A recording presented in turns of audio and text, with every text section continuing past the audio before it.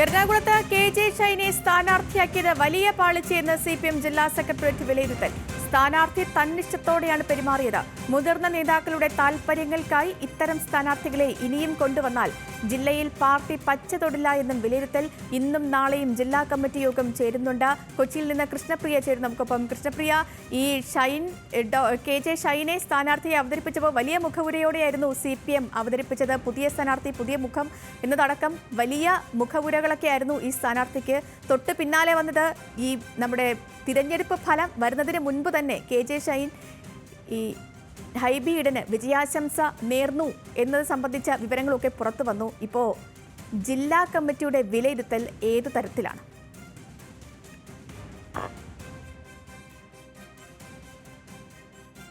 ാർത്ഥിത്വം അപ്പാടെ പാളി എന്ന ഒരു വിവരമാണ് ഇപ്പോൾ പുറത്തു വരുന്നത്. ജില്ലാ സെക്രട്ടേറിയറ്റ് യോഗം ചേരുകയാണ്. ഇപ്പോൾ അതിൽ തന്നെയാണ് കെ.ജെ. ഷൈന്റെ സ്ഥാനാർത്ഥിത്വം എറണാകുളത്ത് പാളി എന്ന വിലയിരുത്തൽ ഉണ്ടാവുന്നത്.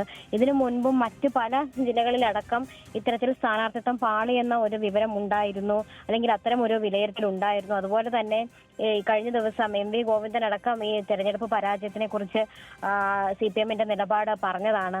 അപ്പൊ അത്തരത്തിലൊരു സാഹചര്യത്തിലാണ് കെ.ജെ. ഷൈന്റെ സ്ഥാനാർത്ഥിത്വം എറണാകുളത്തെ എപ്രകാരം ബാധിച്ചു എന്ന ഒരു വിലയിരുത്തൽ ഉണ്ടാവുന്നത്. ഇതിനു മുൻപും തെരഞ്ഞെടുപ്പ് തോൽവിക്ക് ശേഷവും ജില്ലാ സെക്രട്ടേറിയറ്റ് കൂടിയപ്പോഴും ഇത്തരത്തിലുള്ള ഒരു വിമർശനം ഉയർന്നിരുന്നു. തന്നിഷ്ടത്തോടു കൂടിയാണ് കെ.ജെ. ഷൈൻ പെരുമാറിയത് എന്നൊരു ആക്ഷേപം ഉണ്ടായിരുന്നു. അതുപോലെ തന്നെ മറ്റു പല രീതിയിലുള്ള വിമർശനങ്ങളും, കൂടുതൽ സൗകര്യങ്ങൾ ആവശ്യപ്പെട്ടുകൊണ്ടും അതുപോലെ തന്നെ പ്രചരണത്തിൽ സജീവമായി ഇടപെട്ടില്ല എന്നതടക്കമുള്ള ആക്ഷേപങ്ങൾ അന്ന് തന്നെ ഉയർന്നു കേട്ടിരുന്നു. ഇതിനു പിന്നാലെയാണ് ഇപ്പോഴൊരു ജില്ലാ സെക്രട്ടേറിയറ്റിൽ വീണ്ടും ഒരു വിമർശനം ഉന്നയിക്കുന്നത്. നമുക്കറിയാം, എറണാകുളത്ത് കെ.ജെ. ഷൈനെ കൊണ്ടുവരാനുള്ള ഒരു സാഹചര്യം അടക്കം നമ്മൾ ഇതിനകത്ത് പരിശോധിക്കേണ്ടതാണ്. മുതിർന്ന നേതാക്കളുടെ അല്ലെങ്കിൽ അത്തരം നേതാക്കളുടെ ഒരു താല്പര്യപ്രകാരമാണ് കെ.ജെ. ഷൈനെ ജില്ലയിൽ കൊണ്ടുവരുന്നത്. മറ്റു പല പേരുകൾ ഇതിനോടകം തന്നെ നമ്മൾ ഉയർന്നു കേട്ടതാണ്. പക്ഷേ ലാറ്റിൻ സഭാംഗമാണ്, അതുപോലെ തന്നെ വനിതയാണ് എന്നതടക്കമുള്ള പല ഘടകങ്ങൾ ചൂണ്ടിക്കാട്ടിക്കൊണ്ടാണ് കെ.ജെ. ഷൈനെ എറണാകുളത്ത് CPM സ്ഥാനാർത്ഥിയായി നിർത്തുന്നത്.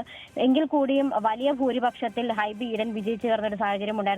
സേതുലക്ഷ്മി സൂചിപ്പിച്ചതുപോലെ തെരഞ്ഞെടുപ്പ് ഫലം വരുന്നതിന് 2 ദിവസം മുൻപ് തന്നെ ഇത്തരത്തിൽ കെ.ജെ. ഷൈൻ ഹൈബി ഈഡന് വിജയാശംസ നേർന്നുകൊണ്ട് പോസ്റ്റ് ഇടുന്ന ഒരു സാഹചര്യം അടക്കം ഉണ്ടായിരുന്നു.